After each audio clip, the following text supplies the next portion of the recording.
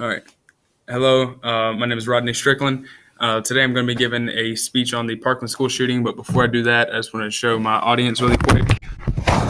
So, one, two, and three. Time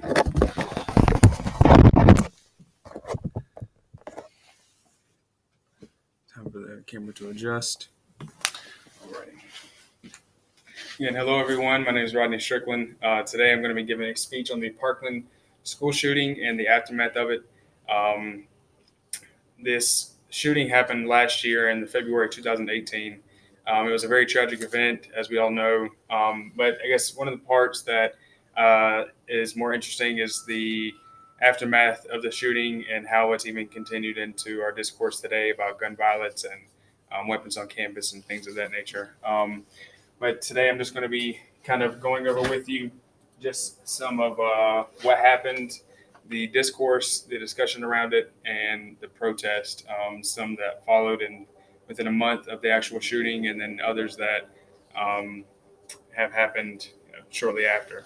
And then again, I'm going to be hitting a future outlook. And this is kind of going to go into just exactly, how this conversation is framed going forward, and what exactly people are going to be including in these kind of conversations.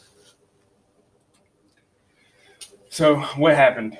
On February 18th at 2:19 p.m., a student, Nicholas Cruz, took an Uber to the high school. When he took this Uber, he carried with him a backpack full of several hundred rounds of ammunition, and he also took with him a weapon and rifle in his case. The Uber just dropped him off outside the school with the weapons and with the ammunition. And then at about that time is when he started entering the building, building 12 that was on the campus. And from there, he basically started his attack. There were certain targeted individuals. He went into specific classrooms, he went up and down. And then he also was able to blend in after the fact and escape and evade police for an hour because he blended in with the rest of the student population. Um, he was arrested and he currently faces trial right now. There were 17 wounded and there were 17 killed. Um, and then to go into that, I guess of the 17 that were wounded that survived, a few of them have actually taken their own lives. So I think that actually adds to the total body count of just exactly what happened. And according all this information I'm gathering is from the initial report that was gathered from the high school uh, and from the board, the safety board.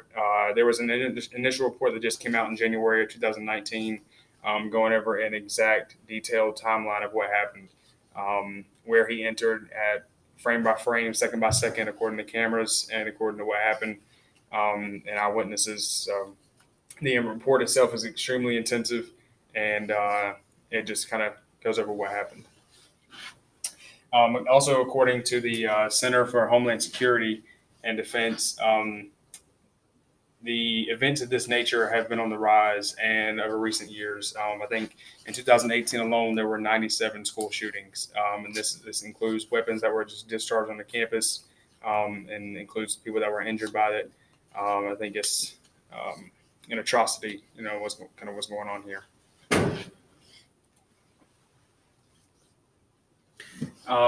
So this gives you a layout of the building that he was entering and exiting, and just exactly where the 3 stories that he was actually hitting right there. Discourse and protest. So this shooting has been named the deadliest school shooting in U.S. history, and just after the event in March of 2018, there was a event in Washington D.C. called the March for Our Lives, and this is where students that were survivors and also students from around the nation and many political activists gathered together in Washington D.C. and the crowd I think was in the realm of 200,000 to 400,000, one of the largest demonstrations in D.C. That protested against gun violence and everything that's going on campus. They have been pursuing legislation relentlessly against different gun violence. First, I guess banning certain weapons and ammunition and right now it's a very hot topic in the country.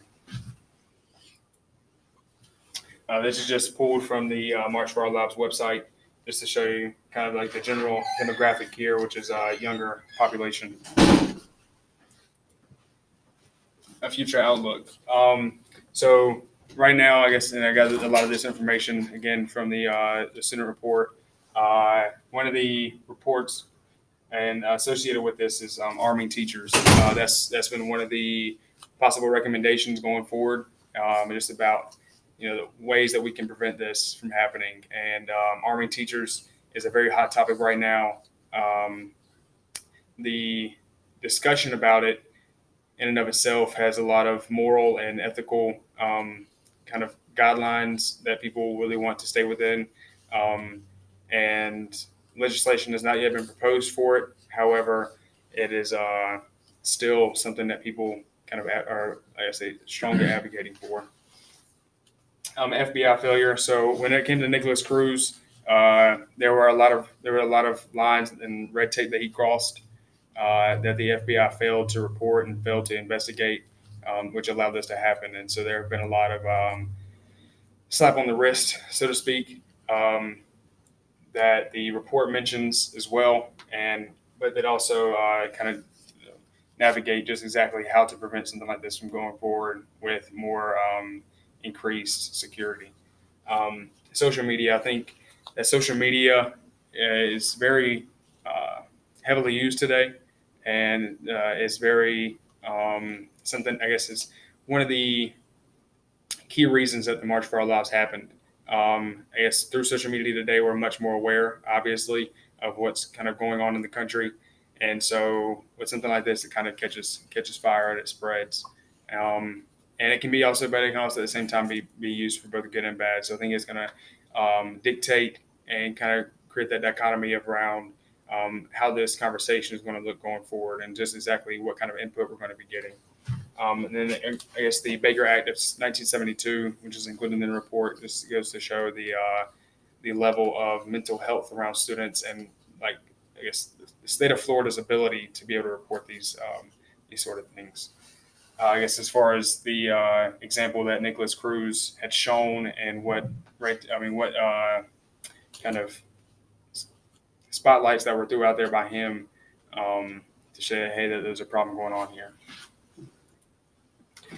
Conclusion. So I guess obviously what happened was an atrocity to mankind, and it was also something that was this is an overall tragedy, and it's something that I guess we as a country are trying to prevent going forward, and it's obviously something that is very near and dear to our hearts. And I'm myself not a parent, but going through public school, I can only imagine what something like that must have felt like. It's even hard to fathom to put myself in a survivor's shoes. But I guess thinking about the generations coming forward and how we're going to be able to regulate, but not over-regulate schools and safety, it's going to be a very interesting conversation. But I thank you all for joining me today. Really appreciate it.